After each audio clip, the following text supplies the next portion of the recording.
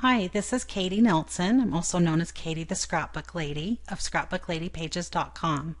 And I'm here with the second video in my series on why and how you should use a digital template.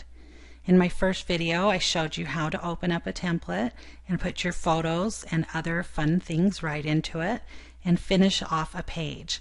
Then when you save that page as a flattened image or as a JPEG image, it's ready for printing. This is the layout I was working with, and it's ready to be printed. I don't print at home personally, but there are several people who do, and whatever is your preference is just fine. Most people don't have printers big enough to print wider than an 8.5 by 11 standard sheet of paper. So if you're printing your layouts in 8 by 8 or smaller, then this will work great. If you want to print bigger as a 10 by 10 or 12 by 12, then you'll need to have either a bigger, more expensive printer, or you'll need to send them for professional printing. What you'll want to do is you'll upload your finished layout to a photo printer. I use Persnickety prints. I really love their quality. And once I've uploaded that, I select it and I just hit order print. Usually I wait till I have several to order at once, so I'll order prints, and then you choose your size. In this case, let's say we would do a 12 by 12. I like the premium matte finish. I don't like my layouts to be glossy, but everybody has different preferences on this. There's no mounting needed. I'm not putting it on a foam board or anything. It's just going into my album.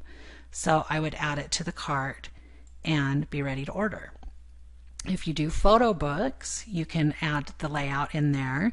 I personally love Adorama picks for my photo books. They have such a great quality and really nice thick pages that lay flat.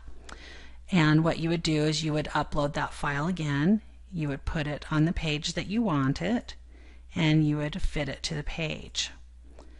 So when you're doing photo books, you'll notice there's these lines around the edge. Those are called bleed lines. You want to make sure that everything super important is inside those lines. If you had text that went outside of those lines or someone's face, that could be a problem. You would lose those things. So I design my templates to fit very nicely inside these bleed lines, that you're going to be within the boundaries that you need to be in. When you are considering how to print, there are a couple things you'll want to look at. What kind of albums do you want to store your pages in? These are 8 by 8 albums. I use the ones from We Are Memory Keepers, and these are leather and they're ring bound, which means they have ring openings. There are also post bound ones available.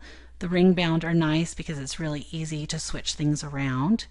The post bound get rid of some of this ring look in the middle that's not as attractive, so it depends on what you want. They are a little harder to switch around. When you are printing pages one at a time, you can, or even in big batches, you can slip them down into page protectors and put them in albums like this. This is a good way to print and manage your albums if you are someone that is just going to work on a few pages here and there.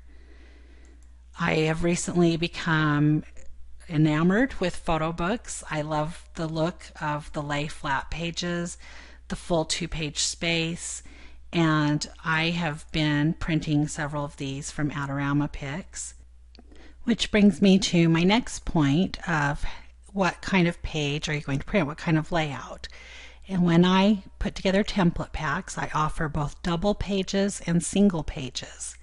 When you click on the single pages, you can see that they are all, you're just doing one page at a time, and certainly you can mix and match these anyway to create 2 pages that would go side by side.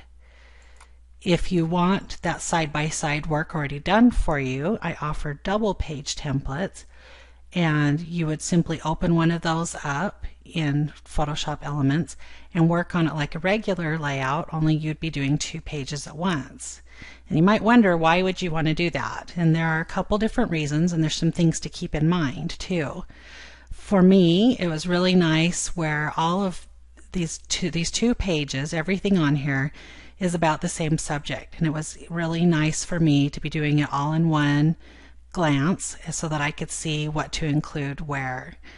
The real benefit for me comes when I'm working on a photo book and I can upload the one double page template that's finished and simply fit it to fill the spread. It's like I'm uploading 2 pages at once.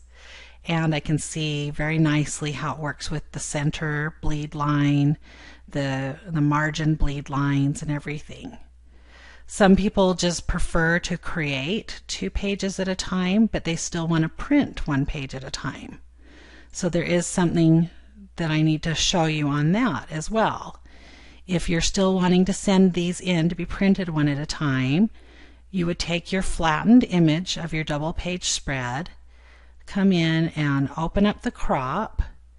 You would want to make sure you have the photo ratio set of 12 by 12, and then you just simply make sure that you are only cropping half the layout, and you hit that check box. Now you have half the layout saved. Well, not saved yet. You need to save it. So what you would want to do is put left side and save that. Make sure you're saving it with the maximum file size of 12. And if you want to go back and do the other side, you can hit undo crop. You can use your crop tool again, and where you've got that photo ratio set of 12 by 12, and that can be changed here, but I have designed this to be a 24 by 12 spread, so you'd want to use the 12 by 12 here to cut it in half. And now you have that page saved, and you would want to make sure that you named it something different.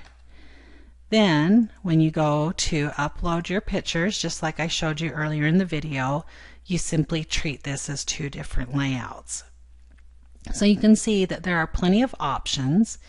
If you want to use single pages or double pages, if you want to send them to the printer as a single page or as a double page, then it will depend on what kind of printer you're using. Photo book companies often will accept the double page. Regular printers like Persnickety or Costco, you're going to need to upload them 1 at a time, but it's certainly easy to use either way. And in my next and last part of the video series, I'll show you lots of different ways to customize these templates.